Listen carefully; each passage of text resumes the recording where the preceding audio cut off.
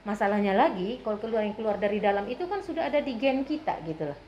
Gen itu kan nggak bisa bisa nggak di ini diulangi, ditata ulang kan enggak. Itu sudah fix dari keturunannya. Nah inilah kalau yang di intrinsic motivation. Tapi kalau di extrinsic motivation ini, yaitu uh, uh, perlu punishment and reward. Nah di sini ada aturan-aturannya kalau kita mau punish and reward. 1, jangan pernah mengancam di mana kita tidak pernah melaksanakan ancaman kita. Ya, kemarin sudah pernah ya ini ya. Karena dia akan merusak kerja otak, ya. Dia tidak pernah tahu, karena otak itu dia yang penting dia itu begini loh otak itu. Kalau itu berjalan dia tahu itu yang benar gitu. Kalau saya melanggar ini, saya akan kena ini. Nah ini saya baru saja ini dengan anak-anak 2 anak perempuan ini tentang HP malam-malam harus ditarik HP-nya karena mereka kadang main HP itu sampai tidak tidur malam. Nah akhirnya HP masuk. Kemarin sudah. Nah hari ini mereka harus berusaha ini frame-nya, mereka berusaha di luar frame. Saya sudah mau istirahat. Saya bilang HP dimasukkan. Oh mereka masih mau kerja tugas katanya. Oke, mau kerja tugas. Pak Budi masuk tidur, saya tanya HP anak-anak sudah dikumpulin belum? Belum. Akhirnya Pak Budi yang harus kumpulin HP-nya. Artinya apa? Mereka itu sekalipun kita bikin framework itu berusaha mereka langgar. Jadi pagi saya bikin lagi aturan. Kamu seperti tadi malam lagi, orang lain yang harus ngumpulin HP, pagi berikutnya HP saya kasih masuk dalam lemari, saya kunci. Dan itu akan saya laksanakan besok kalau memang mereka tidak taat. Ya, karena biar otaknya itu bisa lurus. Biar neolimbiknya itu tahu itu aturan. Ya. Kalau di sini kan Gareth, saya minta tolong Gareth kan ambil HP mereka kan disimpan. Nah, kalau Gareth tidak konsisten, dia tidak berpikir, anak 2 ini tidak akan berpikir bahwa itu rule-nya gitu loh. Nah, saya beruntung Gareth konsisten. Sehingga kalau saya pergi tetap ada di Gareth ya ininya ya, kalau mereka pulang baru dikasih. Jadi selama jam kerja ajarkan mereka seperti itu. Karena apa? Mereka itu malam-malam, tadi malam aja jam 12 malam masih ada cowok minta video call. Dan itu posisi HP di kamar saya gitu loh. Sayanya yang terbangun. Saya kasih Pak Budi, Pak ini ada ini video call dari tahu laki dari mana ini. Pak Budi yang ini, bilang Pak Budi buka, kabur cowoknya. Telepon lagi. Pak Budi buka lagi. Pak Budi ngomong, kamu siapa? Kabur lagi dia. Jadi seperti itu. Jadi penting ini karena ini memang harus diterapkan ya. Jadi kalau kita bikin aturan itu tidak boleh dia langgar harus kasih konsekuen. Kedua, itu satu ya. Yang kedua, ya konsekuensi juga harus jelas di situ. Ya, jangan menghukum tapi tidak jelas ya, tidak jelas konsekuensinya tidak diterangkan sama mereka. Ini tentang punishment dan reward ini ada kejadian di Amerika. Ini bukan kejadian sini. Satu keluarga Jepang jalan, anaknya ribut di dalam mobil. Dia ngancam, kalau kamu masih ribut lagi di dalam mobil, saya kasih turun kamu. Dan dia laksanakan itu. Anaknya ribut lagi, diturunin anaknya di pinggir jalan. Mereka jalan terus. Baru mereka balik lagi ke situ mau cari anaknya. Anaknya sudah nggak ada. Berapa lama anaknya hilang? 7 hari. Dan itu meributkan seluruh kota karena harus nyari ini anak. Nah, tapi makanya di situ jangan dengan ancaman pun jangan ancaman yang iya betul sekali. Harus juga dipikirkan dengan baik ini ancaman-ancaman dari kita, baik guru maupun nanti ketika kalian sudah jadi orang tua. Ya, ancaman itu harus realistik yang memang bisa dilaksanakan. Jangan unrealistik.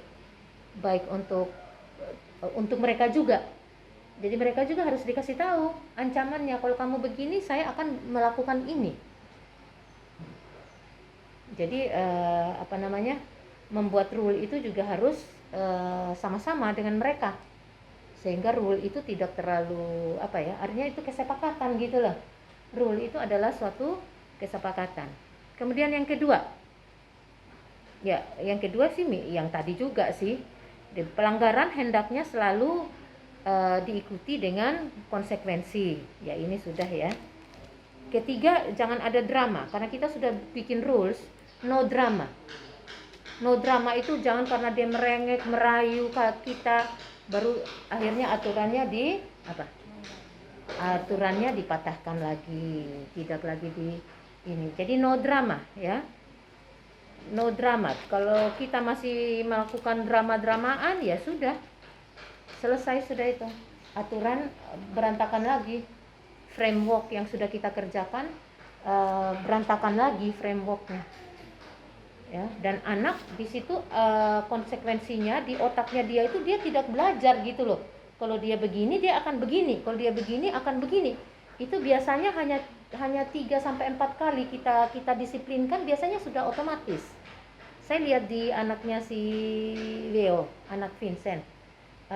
Kemarin saya lihat siapa namanya? Aaron minum obat ya. Bapaknya taruh minum obat. Minum. Loh, kok anakmu minum obat kok nggak ada ininya? Kalau saya selama mereka kecil itu minum obat pemaksaan itu. Pemaksaan. Tidak ada cerita itu mereka dengan sukarela. Oh iya, DWO bilang, udah kasih tahu dia mau yang mana, mau dipaksa atau A sendiri. Dan dia memilih A.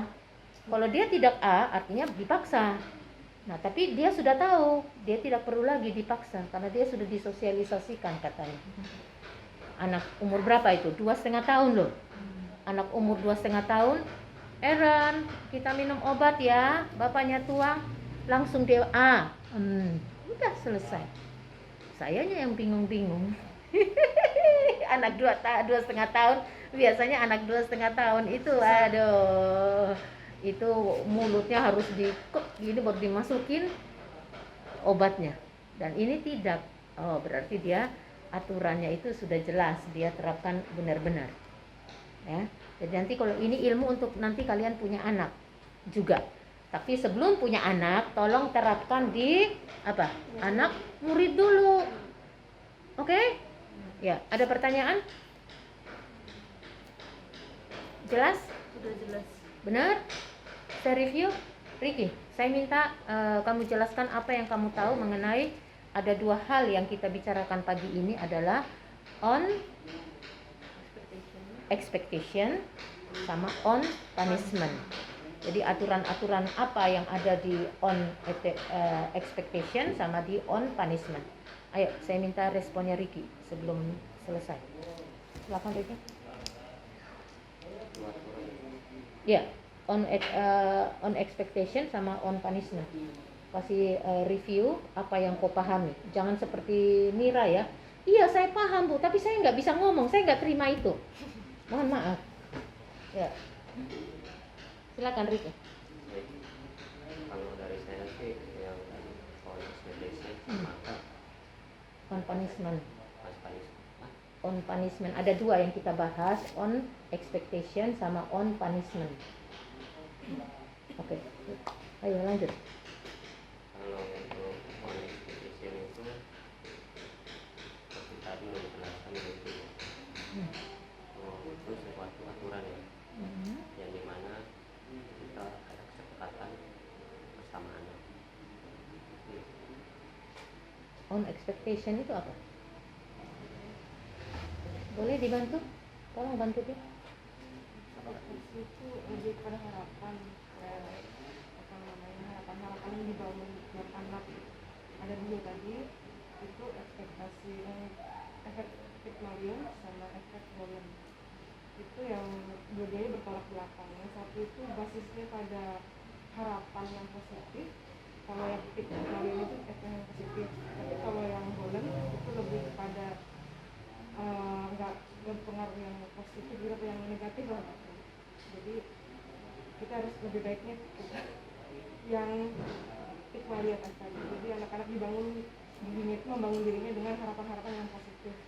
Tapi ada kecenderungan kalau kita berekspektasi lebih, makanya nanti dia bisa jelek juga. Terlalu kurang ekspektasi juga terlalu jelek. Jeleknya apa? Kalau terlalu tinggi harapan, anak-anak bisa terbebani, dia berdending gitu. Terus juga dia jadi merasa capek sendiri, akhirnya malas. Tapi kalau seandainya dia terlalu sedikit lack of motivation juga, kalau seandainya dia nggak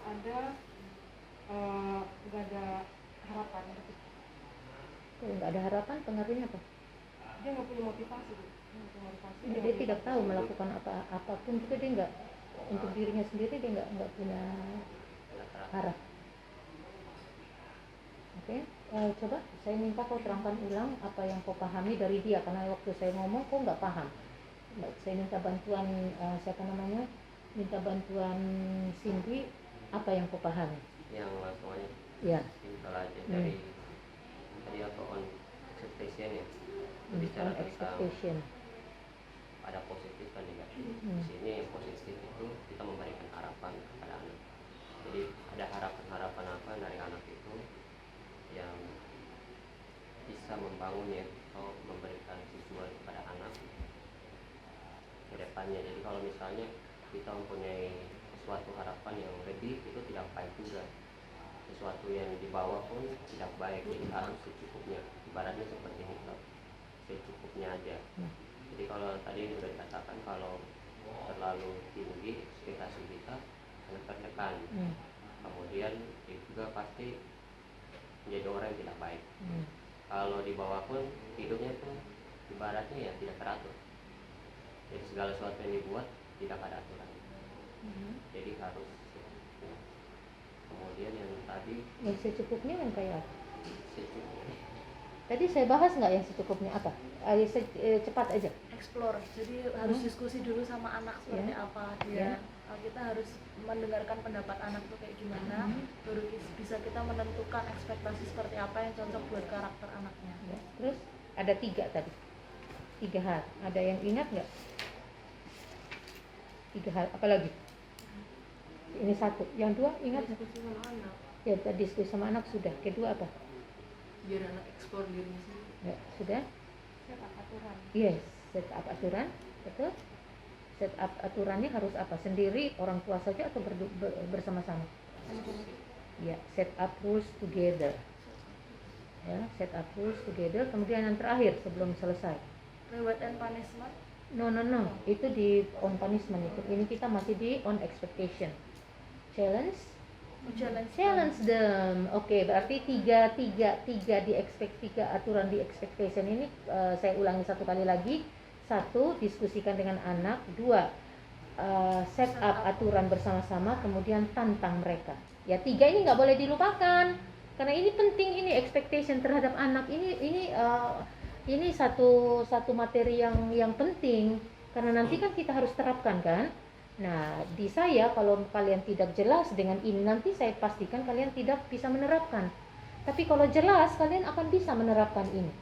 Karena saya juga akan menerapkan ini sama kalian. On my expectation.